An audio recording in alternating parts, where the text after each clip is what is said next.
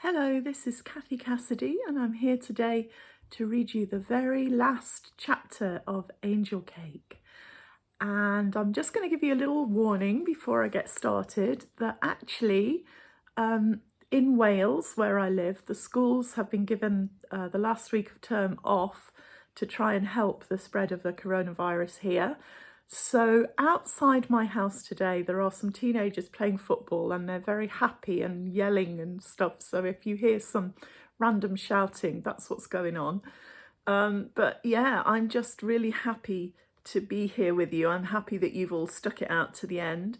And here is the very last chapter of Angel Cake, which hopefully will tie up some of the loose ends for you and finish the story nicely. And the picture at the very top of that chapter is a door with it's got some roses growing around the door. So here we go. We left Anya and Dan in the early hours of Christmas morning in the snow in Prince's Park, and chapter 30 takes the story up 5 months further on. So this is what happens. That was 5 months ago, and a whole lot of stuff has changed since then.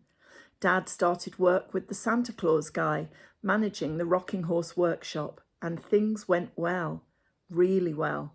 He's doing a job he loves, learning fast, expanding the business. Orders are flooding in, and still the waiting list grows. These days, my dad doesn't look worn out and grey-faced and hopeless. He looks like a man with a dream that might just come true this time. Mum started work with Karen at the cafe. They were a great team, but keeping that cafe afloat was tough.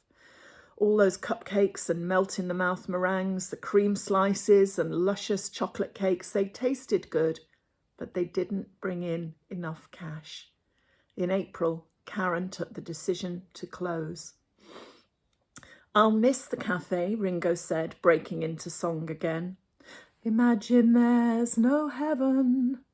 We rolled our eyes, laughing, but imagining no heaven, well, that was hard. The cafe closed, and the builders came, and when it opened up again, it was a shop, not a cafe. The kitchen is bigger, and there's an office part too, where Mum and Karen run the new website. There are sofas and comfy chairs and a catalogue of beautifully designed cakes for special occasions, so that customers can leaf through and decide which one they want for their wedding or their birthday or their business function. And while they choose, they can drink lattes and eat frosted cupcakes for free, and that usually convinces them that they've come to the right place. So the orders keep on coming. The shop is called Angel Cake. "Ever notice that all the people who hung around this place seemed to get a happy ending?" Dan commented. "Weird, huh? Think it was something to do with the cake mix?" Well, maybe. The Lonely Hearts Club was a success anyhow. Ringo got his girlfriend, and Frankie's mum her new guy. But it wasn't until Angel Cake's big opening party that we worked it out. Ringo's girlfriend was Frankie's mum.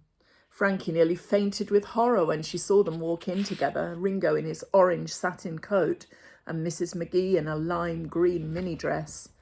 Things like that can scar you for life, but Frankie's a tough cookie. She's used to it now. "It's like Ringo says," she told me recently, "all you need is love."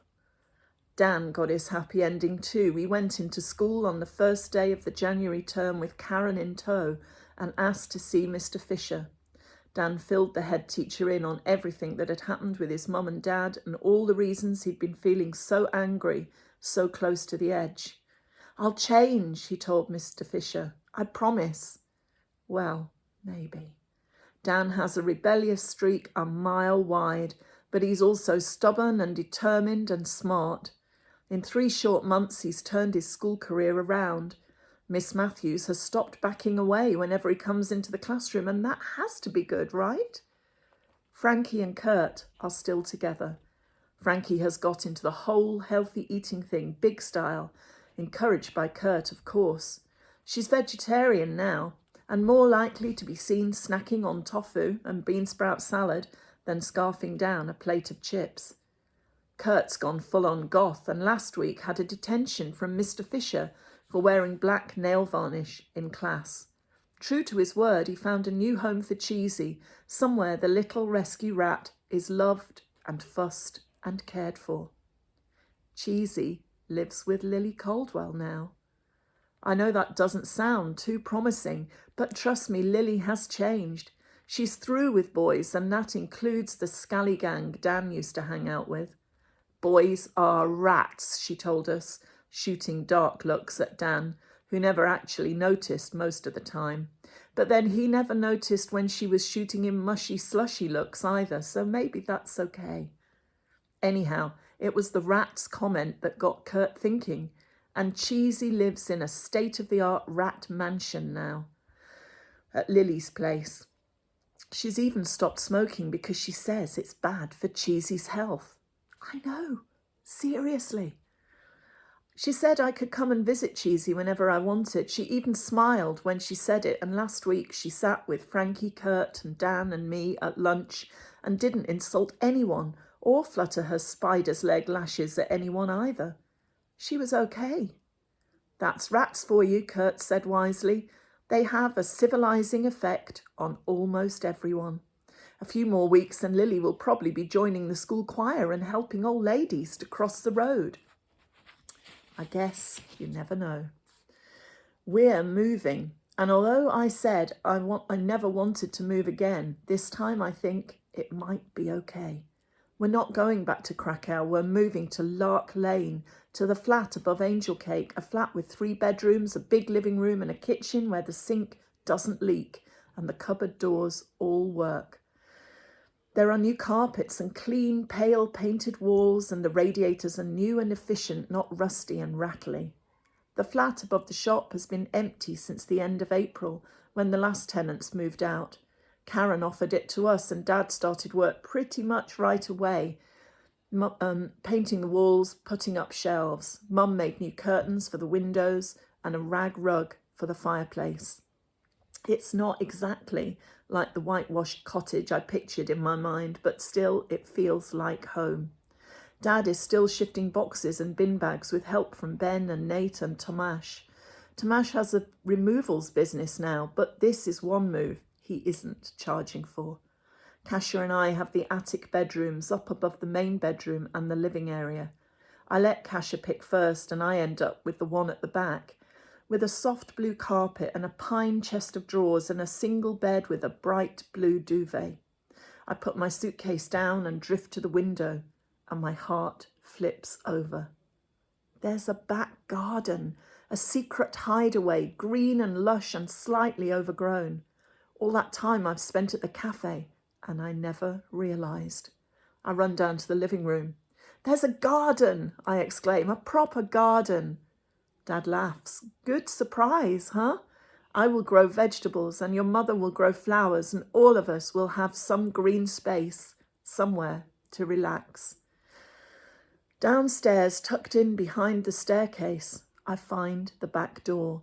I turn the key in the lock, step out onto a crooked gravel path and walk through towering clumps of greenery, starred with blue and pink and gold. The spring sun warms my face, and as I look up, I see the first swallows of the year swooping around the eaves and looping through the air like acrobats. Swallows, I breathe. When I turn back to the house, I see that the back door is painted a glossy red, just like in the cottage I once imagined, and an unruly climbing rose is twining its way around the doorframe. Its green and white buds still tightly furled, but ready sometime soon to open and flower. Dreams have a way of coming true, after all. Karen and Dan appear in the doorway carrying wine and lemonade and cake boxes. Come on, Anya, Dan says, flat warming. Are you going to show us around? On the path at my feet, there is a single white feather, soft enough and pure enough to have fallen from an angel's wing. I pick it up, smiling, and go inside. So that's the end of the story, and I really hope you have been enjoying those chapters. and enjoying the chance really to escape into Anya's world and hang out with Anya and Dan and Kurt and Lily Caldwell and Cheesy and Frankie, and just spend some time in beautiful Liverpool and some time relaxing and away from the sometimes stressful reality. It's been a real pleasure to be able to read you these chapters, so I do hope you've enjoyed it. And we did say in Sunday Book Club a few weeks ago, we were kind of wondering what would happen to Lily and why she had that mean streak that caused so much trouble for Anya and Kurt and Frankie. And if you tune in to Sunday Book Club this Sunday, I will read, I think it'll be Sunday Book Club 19, if you're binge watching this or not watching it in real time. I will read you Lily's story, which gives you a little bit of her backstory and explains why she has that mean streak. So I will see you on Sunday, but until then, I hope you've enjoyed. And yeah, take care. I will see you then. And stay safe. Keep smiling and happy Christmas.